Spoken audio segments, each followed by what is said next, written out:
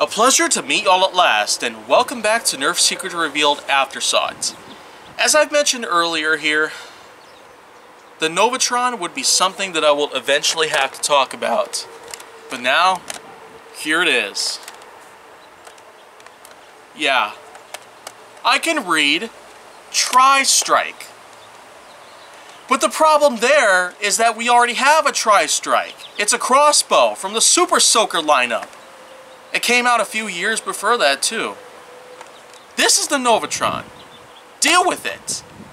Because we already got a Tri-Strike and I can't change that. Well, anyways, what I could say about this blaster in general as well, quite obviously, this thing's definitely been played with, has a lot of marks on it. Just look at that. Someone drew Sharpies on this thing, obviously. On this side only for some reason. And not on this side, so yeah, that's only because I bought this used on eBay. So technically, I'm the sucker here at this point because, well, you know what? I don't even care at this point. This is still a good blaster for what it is because it utilizes the same sort of bolt action as other blasters like the Long Shot, the Long Strike, as well as some of the more recent editions of rifle-based bolt action blasters out there, like the AccuStrike, Alpha Hawk, and Raptor Strike, and even the Modulus Extender. But in all terms, I mean, this is one of the only examples of a blaster that does not appear to look like a sniper rifle, but yet it still has this kind of bolt on it. Quite a good way to go, right? It seems to perform pretty darn good because, well, the bolt action on this is pretty darn smooth for what it is. So, in general, I could probably consider this to be a pretty darn good addition to any collector out there. Also, yeah, slam fire. Who would have thought that a blaster with bolt action like this could have slam fire on it? And that is actually starting to get a little more common now. There have been some blasters with priming mechanisms like this, or on the top, that actually have slam fire built into them.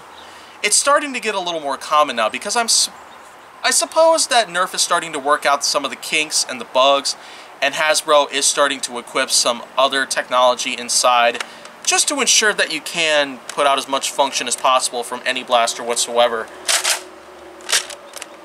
And I'm out though, so I mean, yeah, that's pretty much it there. And I also want to say that this kind of jam door, that's pretty easy to get into, yeah. All I gotta do is stick my finger in and that's pretty darn easy to get into. It's kind of generous, actually.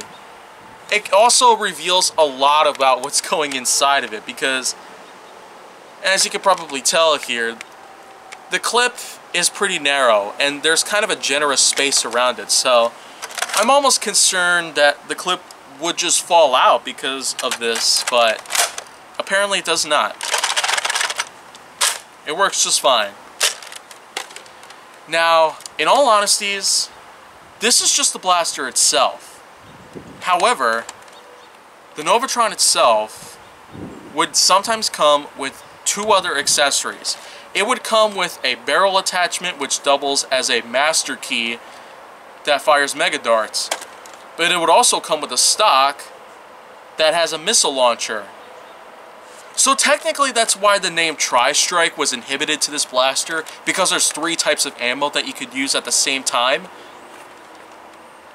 But seriously, why on earth couldn't they just find a better name for it? Instead of just call it something same as one that we already got. And the other one was a Super Soaker too, a crossbow Super Soaker that shoots 3 streams of water at once. Oh, I see a connection there. That's why that was called Tri-Strike back then. It had 3 streams of water that it was firing at the same time. And this has 3 different blasters that you use at the same time. One fires darts, one fires mega darts, and the other fires a missile. Yeah, you know what? I'm seeing the connection there, but you know what? I might as well steer clear from that because I'd much rather not call it the same exact name as that. Not in my life. But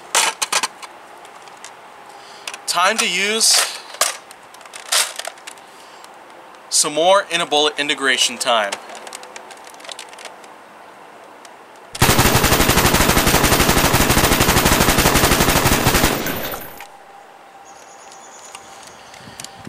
Yeah, right there, that's a pretty darn good blaster in and of itself, but in comparison to the Regulator, I will say that the Novatron itself, the way that it is at this point, it is pretty darn good. It operates pretty good despite how it's used. It's definitely been used a lot because of all these marks and all this Sharpie crap that they put on the side, whoever last had this blaster, but other than that, it's a pretty good blaster for what it is. A good addition to the Modulus lineup. It's great that you can customize it in any ways possible. A single tactical rail on the top, which is not uncommon, but also not as good as something with a lot of tactical rails all over it. The compatibility of a barrel attachment or stock attachment makes so that you can customize this thing any ways possible, which is a great idea. As a matter of fact, just about all Modulus blasters have the same kind of function. But nevertheless, Novatron's like 8.2, I guess, out of 10. And I have given a lot of ratings to lots of blasters that I've already talked about so far, but the Novatron itself, when combined with the other two attachments, would create the Novatron Supreme, as I know it as. Specifically because, well, there's yet another super customizable Modulus blaster called the Mediator, and the commercials seem to call it the Mediator XL when you combine both of its attachments, that of which are a barrel and a stock. So yeah,